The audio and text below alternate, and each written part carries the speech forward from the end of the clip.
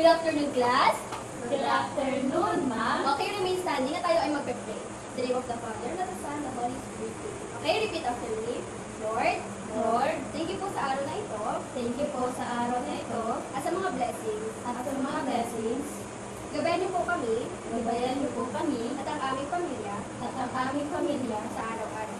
sa araw-araw. In the name of the Father, Son, and Holy Spirit. Amen. Okay, maaari na kayong upo.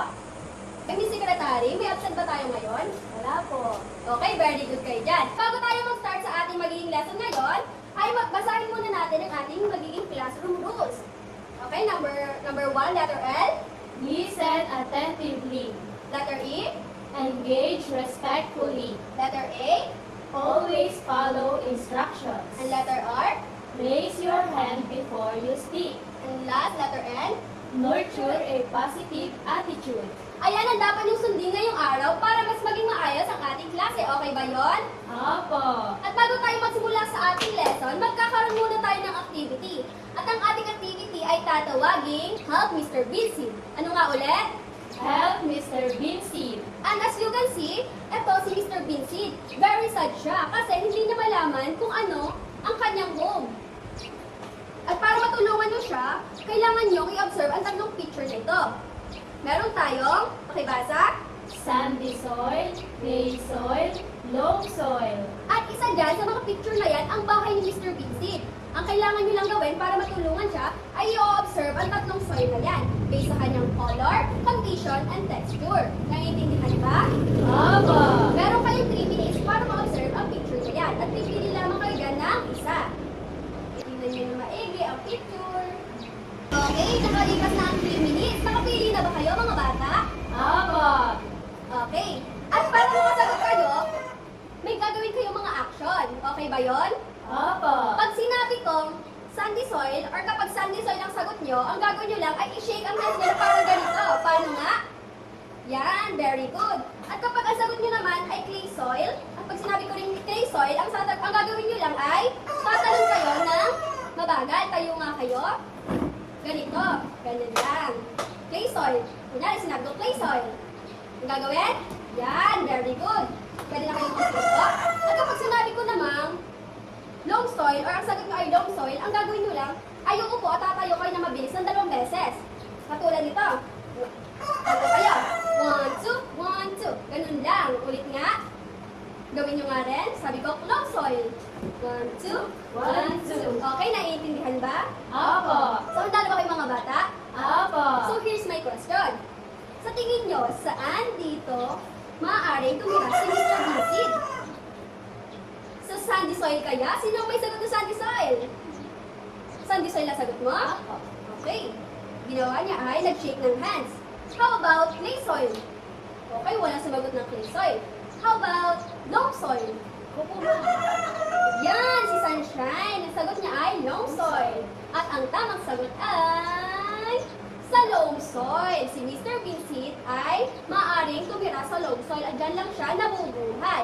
Kaya si Mr. Vincent ngayon ay happy na kasi natulungan niyo siya. Now that we already know that Mr. Vincent can only live on the loam soil, pero ang sagot ni Ashley ay sandy soil. At sa ating magiging lesson mamaya ay titingnan natin kung bakit hindi nga ba maaaring tumira si Mr. Vincent sa sandy soil. Okay? At dyan nagtatapos ang ating activity ngayon. Nag-enjoy ba kayo?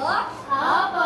Okay, very good. And later on, marami pa tayong malalaman tungkol sa iba't ibang types ng soil at kanilang condition, texture, at color. Now, let's proceed to our next preparation activity. And this activity entitled, Can You Identify Me? Ang gagawin natin sa activity ito ay may hinandang 3 types ng soil si ma'am. At ito ay gagamitin nyo sa inyong gagawin activity. At para sa ating gagawin, ay may hinandang procedure kung paano gagawin ang ating activity ito. Una, maaari nyo bang basahin? Take at least 2 tablespoons of soil from each sample. Place each sample on a separate sheet of paper. Using a hand lens And the popsicle stick, observe each sample.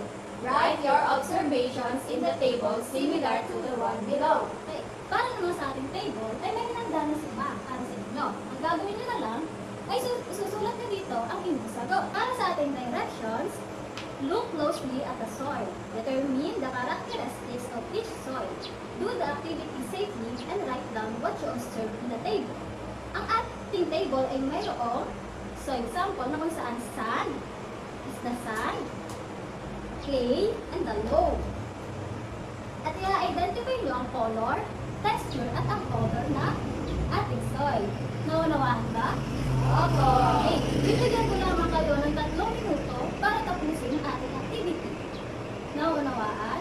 Opo. Okay, you may now start. Ay, nakalimutan si ma'am. Dito na ilalagay ang iba't ibang types ng soil para mas ma-observe nyo ang kanilang characteristics. Okay? Opo.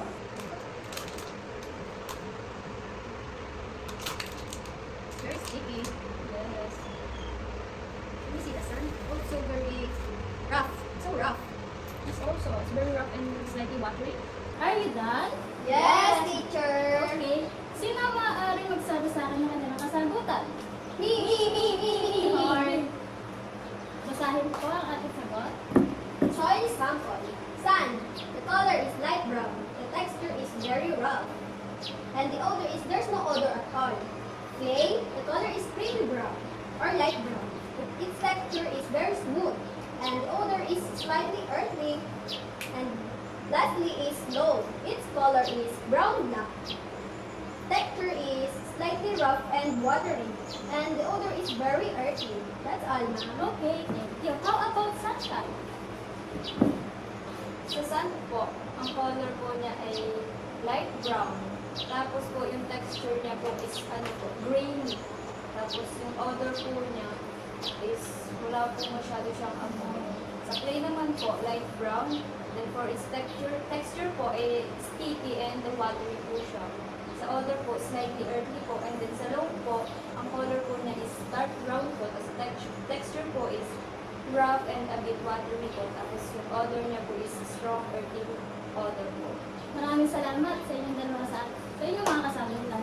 Ngayon, parang mas nahalata ko na meron na kayong kaalaman tungkol sa iba't ibang characteristic ng soil.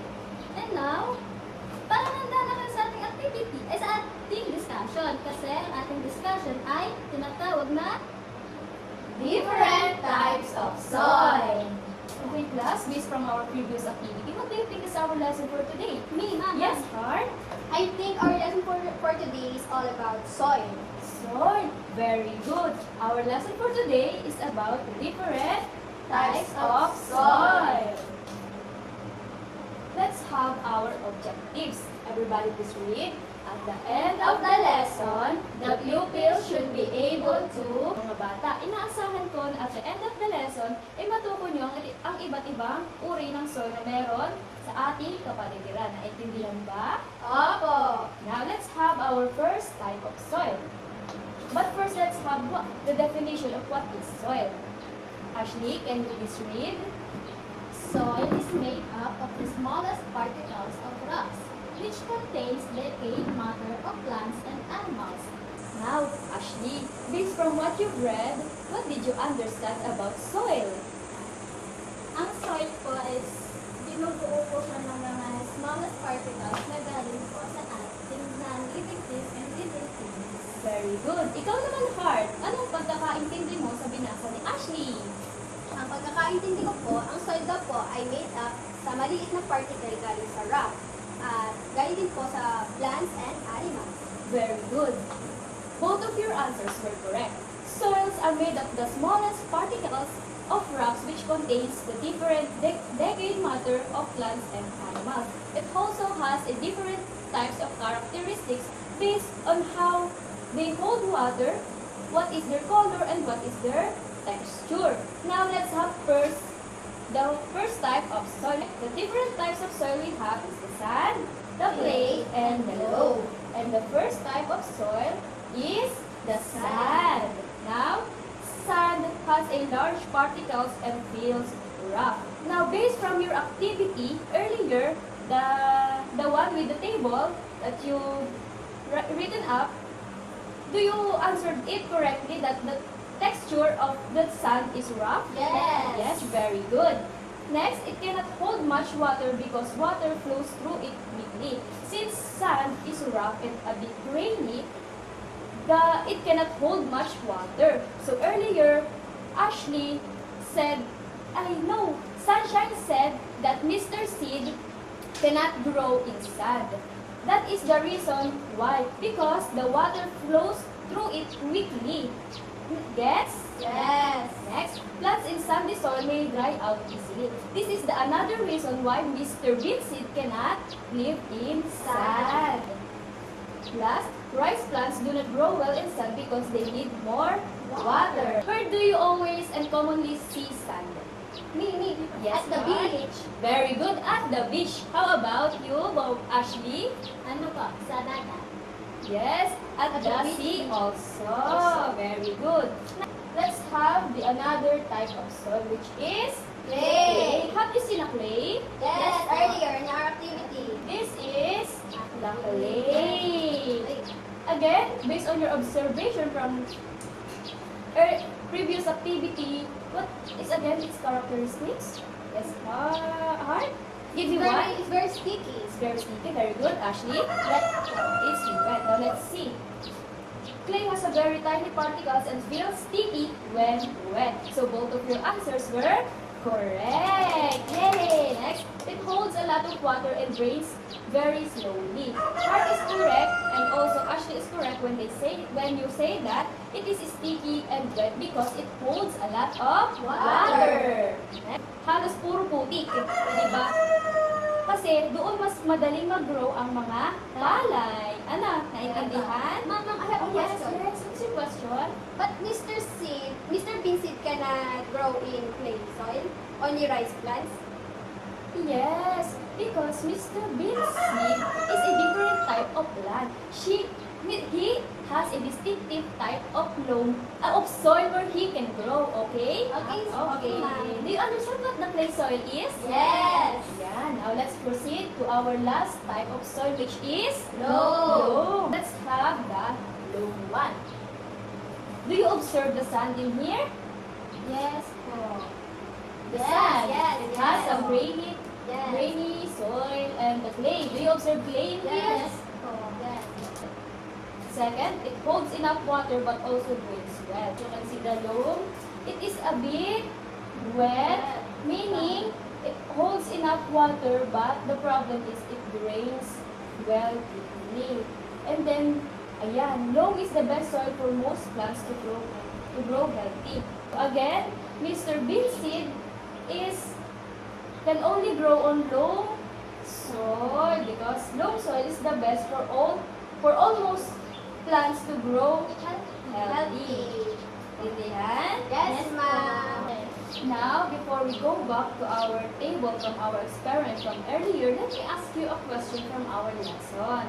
So again, what is the different types of soil and their different characteristics? Yes, Ashley? Three types of soil po is sand, clay, and loam. Very good. And their characteristics? Ang sand po is, it has a texture. Its texture po is grainy, and it was a lot of air. I mean, madam, hindi ko napasok yung, tawag doon, Yes. wait ma'am. Okay. Napasok po ang air dito. And also po, the water is not, di po ina-absorb na sand ang water. While clay naman po, is kabaliktaran po ng sand na kung saan mas na-absorb na clay ang water kaya it looks like watery. While sa loam naman po, it has a different type po ng soil. I mean, combine po yung dalawang soil, which is the clay and the sand. Kaya po, nagkaroon po tayo ng ganitong type ng soil. Na kung saan po, dito po sa type ng soil na ito,